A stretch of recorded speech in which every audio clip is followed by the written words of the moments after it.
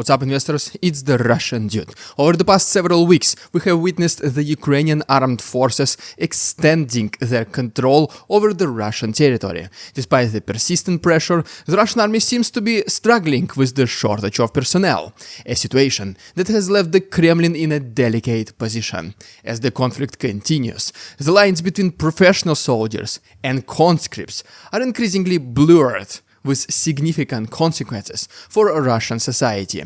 This discussion will explore the complexities of these developments, from the initial breaches of promises made to conscripts to the growing propaganda justifying their involvement, and finally to the potential backlash from the public. The Ukrainian armed forces have maintained their operational momentum within Russian territory for over several weeks, expanding their control zones.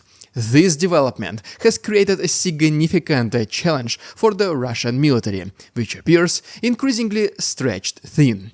The lack of sufficient personnel to counter the Ukrainian incursions has become a big problem, leaving the Russian defense in a very vulnerable position. Meanwhile, the Kremlin has decided to continue its ongoing offensive in the Donbas region. While the Russian army has made slow but steady progress in this area, it comes at a significant cost. President Vladimir Putin has demonstrated a clear unwillingness to redirect resources or efforts towards securing Russia's territorial integrity, instead choosing to focus on this Donbas front.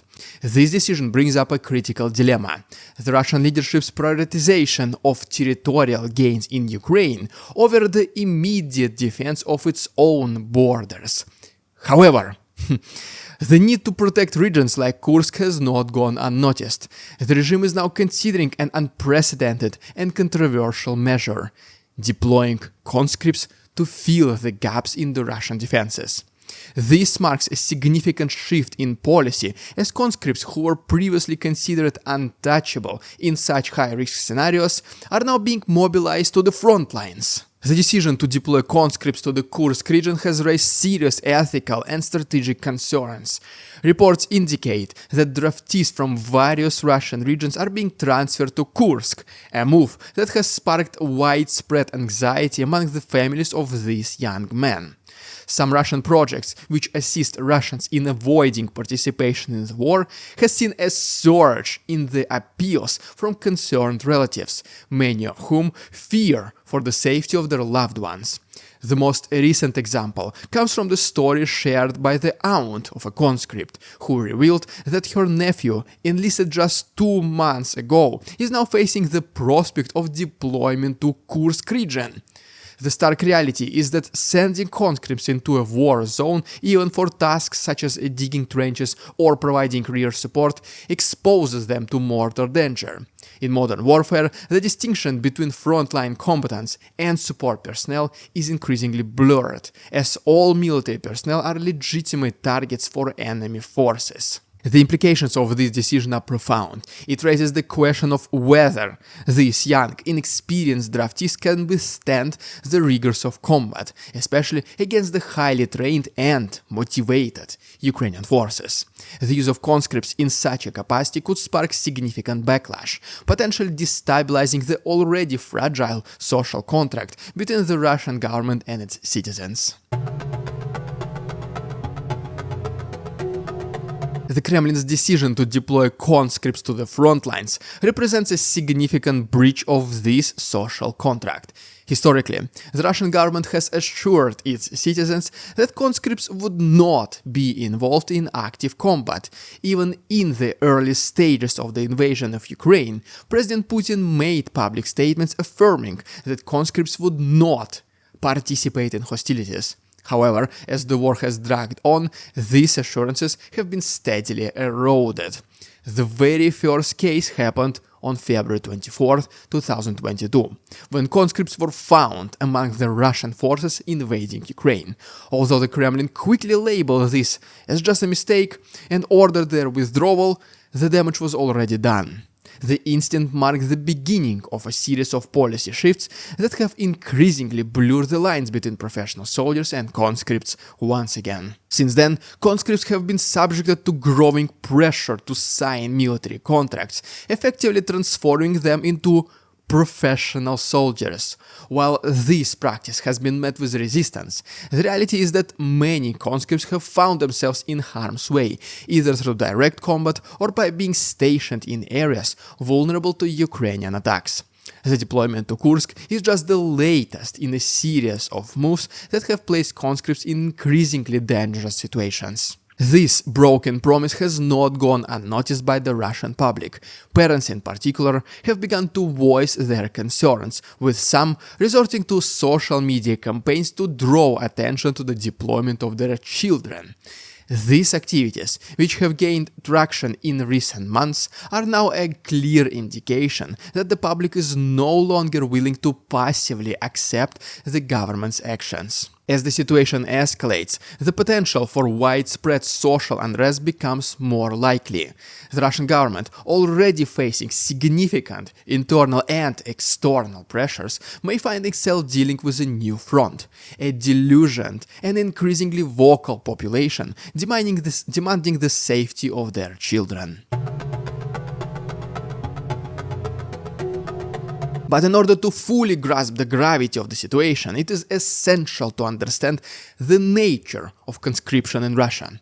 The average conscript at the beginning of their 12-month service lacks the necessary combat skills and experience to effectively participate in military operations. Despite undergoing very basic training, many conscripts are far from proficient in handling complex military equipment or executing tactical maneuvers. For most conscripts, the military service experience is more about fulfilling robotic tasks rather than preparing for actual combat. Stories of conscripts spending their days perfecting the art of bed making, scrubbing floors, and performing other housekeeping duties are common. In many cases, conscripts may fire their weapons only once or maximum twice during their entire service, hardly enough to instill any meaningful combat proficiency.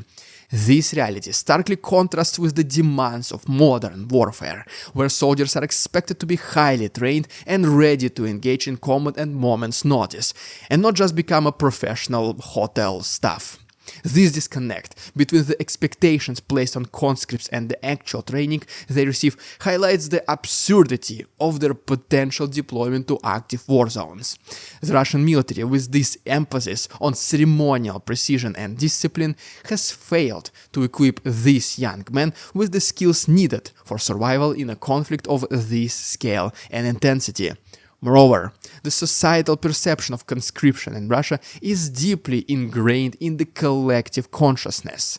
The public has long accepted the notion that conscripts, while serving their country, are not to be treated as professional soldiers. Instead, their service is seen as a rite of passage, a bizarre but necessary experience that young men must endure. This understanding forms the basis of an unspoken agreement between the government and society, that conscripts may serve, but they are not to be sent into situations where their lives are in immediate danger.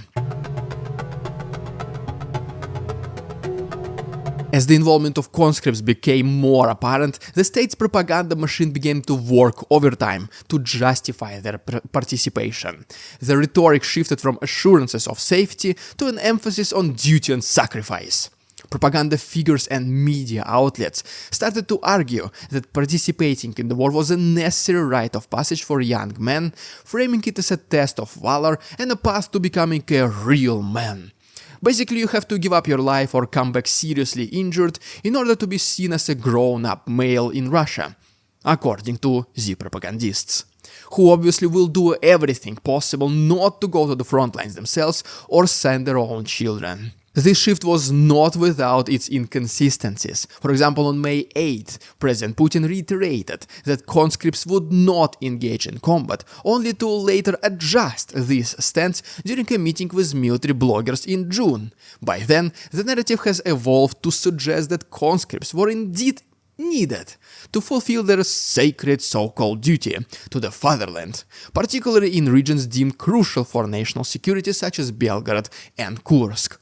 Or previously, he also mentioned that not a single conscript would ever be deployed to the zone of special military operation in Ukraine. But when Russia illegally put new regions, Kherson, Zaporozhye, Donetsk and Lugansk in constitution as a part of Russian territory, suddenly these areas stopped being Ukrainian territories, so now conscripts can legally be sent there as well. Well, the miracles of bureaucracy, right? The language used by propagandists such as Vladimir Solovyov further reinforced this narrative, presenting the conflict as an existential struggle in which all citizens, including conscripts, must be prepared to sacrifice.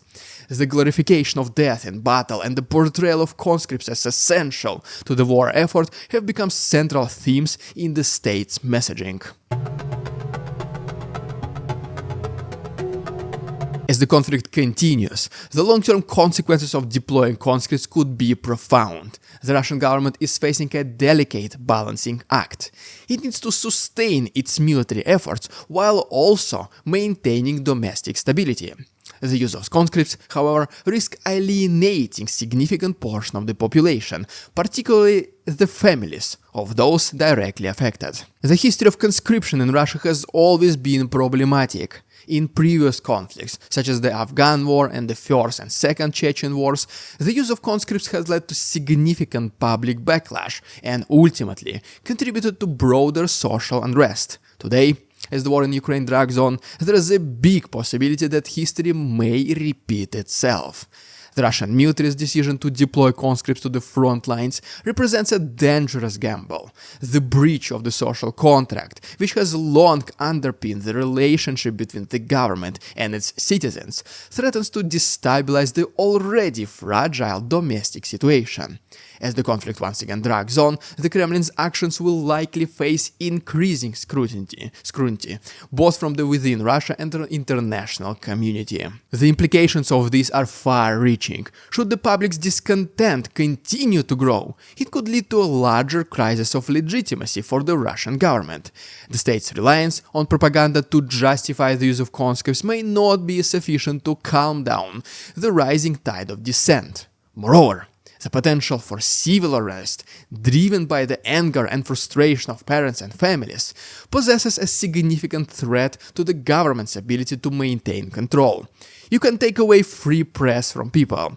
You can take away the freedom of choice. You can give them just enough money to stop complaining. But when the safety of their own children is in question, no amount of money, promises, or patriotism will stop a person from voicing their concerns and taking action. Well, there you have it, guys. If you did enjoy today's episode, please like it and subscribe to my channel for more videos like this. If you wish to support my work, there are links down below, PayPal donations, Patreon subscriptions. You can also buy the Russian Dude merch.